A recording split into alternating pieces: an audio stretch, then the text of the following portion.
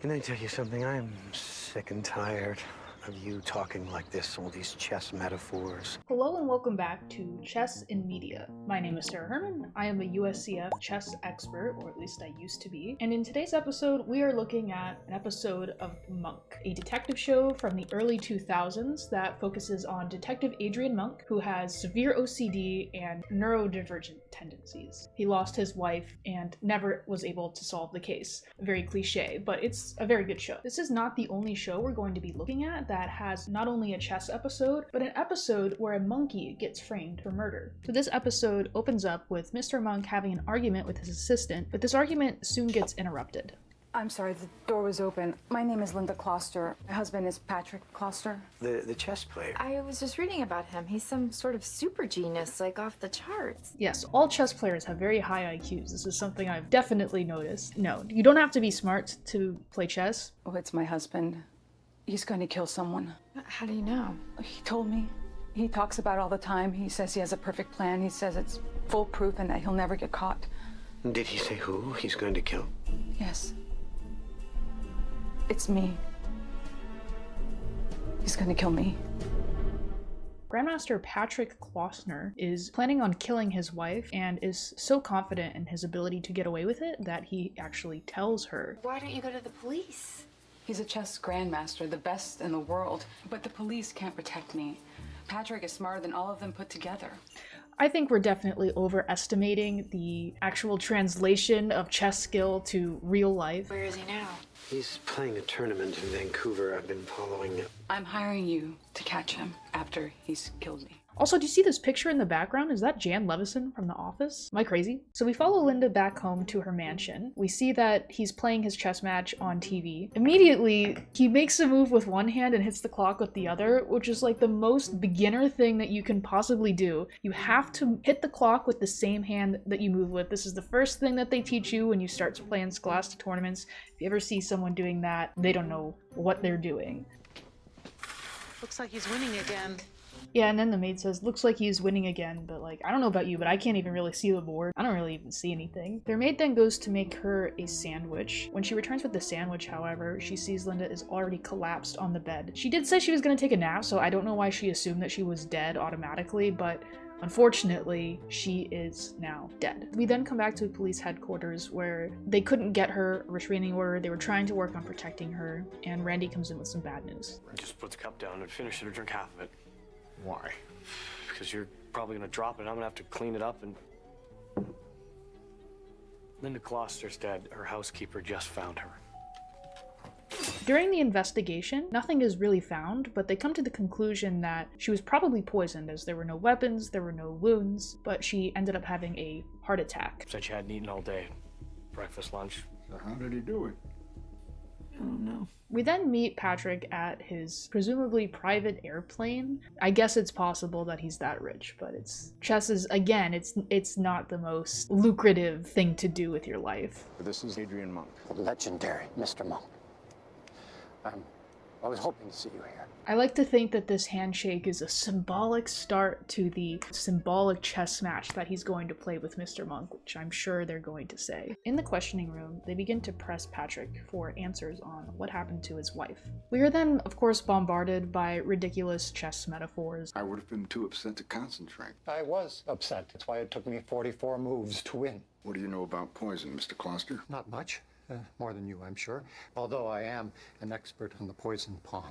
I do remember this. And I'm an expert on the poison pawn. Now, from my understanding, I always thought of the poison pawn being like a line in the Nightorf that I remember that I would play. But I guess I looked it up and technically it is just a generic term. But it's still confusing because he says the word the poison pawn.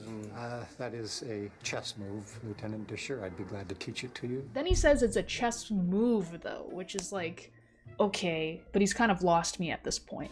Do you play chess, Mr. Monk? A little. We should play a game sometime. We already are. I knew it. I knew they were going to say that. Okay, now of course, we need to go talk to other chess players to get clues because that's surely going to give us insight on this murder case. So we're at the park and we are looking for chess players to get help on what the poison pawn is, as that's probably a big clue for some reason. Mr. Tavala, do you have a minute? A little busy at the moment. You're a traveler? Evan Peters is who they choose to play the young Grandmaster, and I can only assume that this is where he got his start depicting creepy weirdos. So this Grandmaster is in the park playing people for $20 a game, or $5 if you are under 18. So they have Natalie's daughter Julie play him. You play chess. You play chess, but you're a woman. So the game goes 1c4, and then black plays f5, and Julie actually knows to use the same hand to hit the clock. Bird opening. This is not a bird's opening. This is now a Dutch. It's different. You can't just play like pushing the F pawn for white and for black is the same opening. It's different. It's a completely different thing. And the Dutch is not a terrible opening, like if you play it well, but I don't think she's playing the Dutch. Again, one move does not make it an opening. An opening is like a collective, like back and forth. They are both playing an opening. They're playing two sides of one opening. But usually just pushing the F pawn is a bad move. It's the fastest way to lose in chess is to push your F pawn and then your G pawn. I've only seen that 5 times today. What is a poison pawn? Well, the poison pawn is a trap. He dangles a pawn in the middle of the board. So E4 is his poisoned pawn trap. Pause the video here if you want to figure out what's wrong with F takes E4. Most people can't resist it. Then he swoops in, crushes you. Somehow this explanation actually does help Mr. Monk and translate into the case that they are trying to solve. And he decides that the trap was that she was a recovering alcoholic, and so she would hide the evidence, and it's something that she can't resist. You set a trap. Like the poison pawn. Or you've been chatting with some chess masters. Unfortunately, however, there's no way to prove Mr. Monk's theory because his wife has already been cremated. My wife? Why did he say it like that? My wife? What year was this? This wasn't 3 years after Borat came out. I don't know if this was on purpose or it's just at that time it was impossible to say my wife in a normal way. Is right here. I had her cremated 2 hours ago. Oh, I know that look. I've seen it quite often. It's how my opponents look when they know they've been beaten. So they know that he did kill her, and they know how, but they don't know how to prove it. Again, they are still trying to tie in the chess, so they are reading all of his chess books in their car, for whatever reason, like in a stakeout outside of his house. It doesn't like just read the books at home. They start to drive away, very discouraged, thinking that there's no way they're going to catch him when Monk gets an idea. Oleander. It's from his garden. It's poisonous, very poisonous. It would look like she had a heart attack. Did look like she had a heart attack. This is how he did it. So now we know that he did it, they know how he got her to drink it, and they know exactly what type of poison it is and where he got it. But they still can't prove it.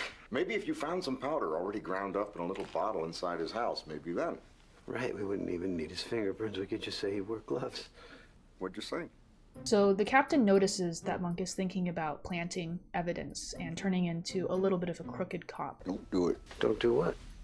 Break my heart. I didn't know this was also a yaoi. So he does end up going to Patrick's house, trying to place evidence.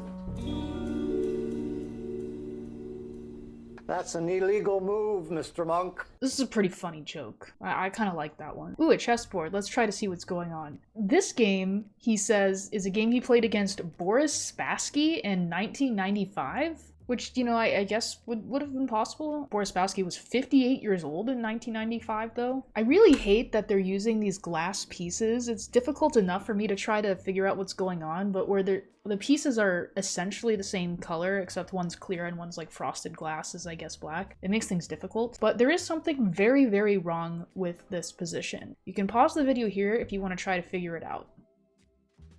So yeah, the board is set up, not backwards this time, but sideways. If you look at the bottom right corner, it's a dark square, which means that the board is sideways. The bottom right hand for both players must always be a white square. So this made me really think of like, okay, the board is sideways and all the pieces are the same colors. This is basically Hellspawn chess. That was highly illegal, and that was your pawn, and I claim win and also flag.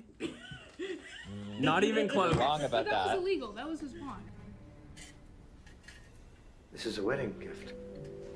You dedicated one of your books to my queen, Tatiana. You were married before. Very good, Mr. Monk. Divorced? My wife died. Let me guess.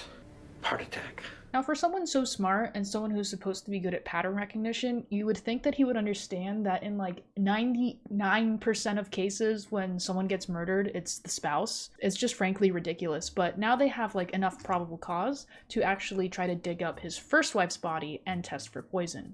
Your first wife's body will be exhumed first thing tomorrow. And let me warn you, if in fact there are traces of this poison in her body, you can expect the district attorney's office to bring 2 counts of murder. So they go to the gravesite and they dig up the first body, but it comes back negative. No poison in the body. We didn't find a thing. We're still no closer to actually getting this guy in prison.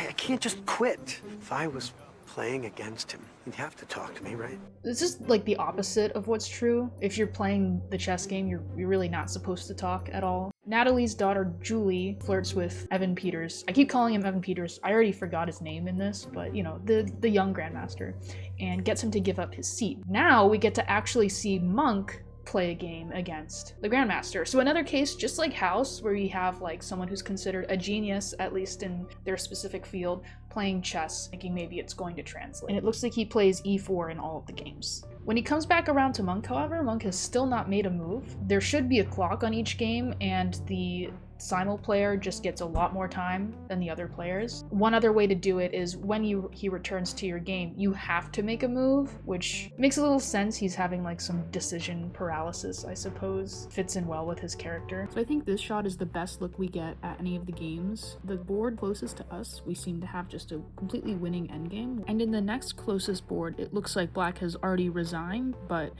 I'm pretty sure this is where the pieces are. So they knocked the king over, but I think it ended in a checkmate. You really don't knock the king over if it's checkmate. You only knock the king over to resign. And in the game closest to Monk, it's difficult to see in this shot, but we get a better view in a second. Mr. Monk, please. I pass. You can't pass. For the love of God, why don't you just resign? How about this? If I win this game, you have to tell me how you poisoned your wives. I am not agreeing to that. How about this? If we play to a draw, you come with me to police headquarters. Mr. Monk, I'm not negotiating with you. When are you going to realize that it is over? So it looks like there's just a hanging bishop on c5, and instead of just taking the free piece, he castles his king to quote-unquote get out of trouble, which is, again, absurd, but it's important to the plot. You're castling? Yes, the rook and the king switch places. Well, they don't switch places. If they switched places, it would look like this. It's the king goes over 2 squares, the rook goes on the other side. That's why it actually looks different on the king side and the queen side, because the queen side of the board is longer, hence long castling. And this is actually the final clue that helps him solve the case. They switch places. Yes, it's the best way I know to get oneself out of trouble. You know, when I first heard this, I was like, oh, he just like switched the bodies. But I was like, how would he even do that? Like you need a big machine to dig up the bodies. Like it's like there was no way to do that subtly, but no, I'm stupid. Like he just switched the headstones. Patrick has been caught, and Monk finally says what we have all been dying to say. Very good, Mr. Monk. You play a brilliant endgame. Can I tell you something? I am sick and tired of you talking like this, all these chess metaphors. 2 women are dead. They're not chess pieces, Patrick. They're human beings. I think they deserve better. Although, if you insist. Checkmate. So this one wasn't quite as chess heavy because the chess wasn't as good as the first episode. It definitely had a lot more annoying chess talk. I want to keep this series going because it seems to be something that people are really interested in. I was pretty surprised by this, but thank you to everyone who's new here and all the new subscribers. Welcome, and let me know what episode you want to see next. Thanks for watching, and I'll see you next time.